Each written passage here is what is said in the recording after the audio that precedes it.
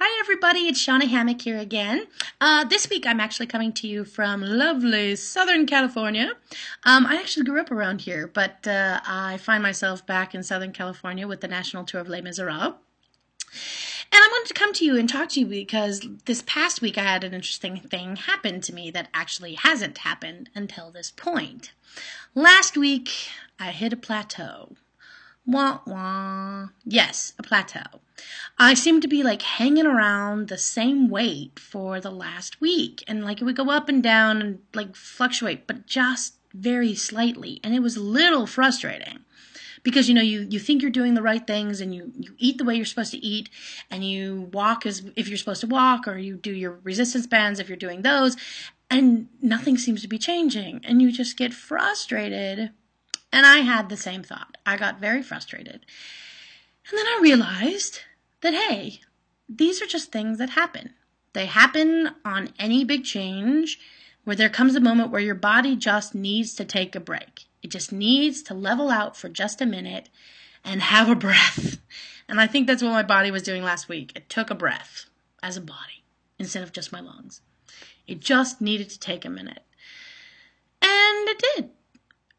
And instead of getting completely upset, instead of like throwing things at the wall or deciding to give up on the whole thing, I just decided to breathe with my lungs and breathe through the frustration of what that is and what it is to plateau.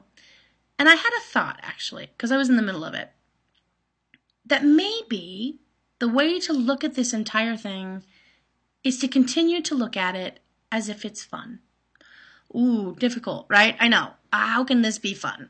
But I decided to try and add fun into this week since it was so frustrating, and I did it in a really awesome way. I actually decided to take two of my cast members who have never been to Disneyland. And this is not an ad for them. I grew up in Southern California, so I grew up with it. But I realized that by going to Disneyland, I was going to be walking for hours on end and, pausing, of course, to go on rides and all that kind of thing.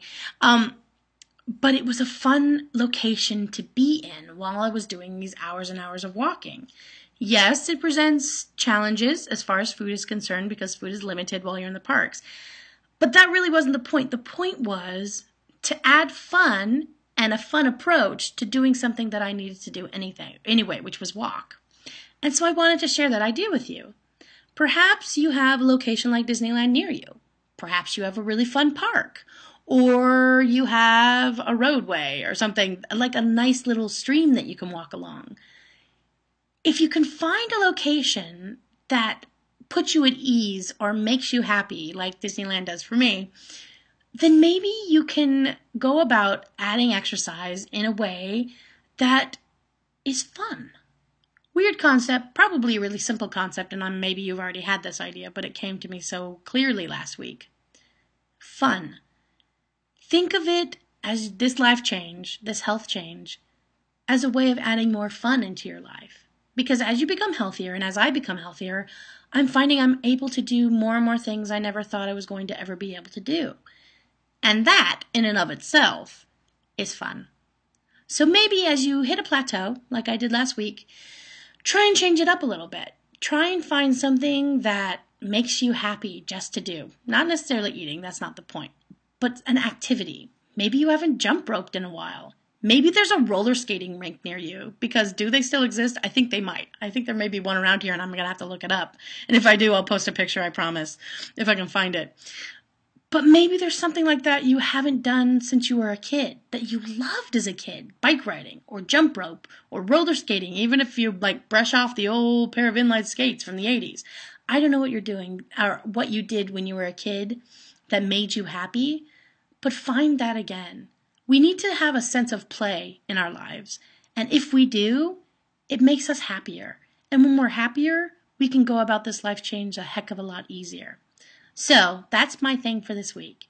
Find something that makes you happy. Remind yourself of the ability to play, even in everyday things. Maybe when you're going from your cubicle to another cubicle, you could skip. That might be fun. You might get looked at weird, I'm not going to lie.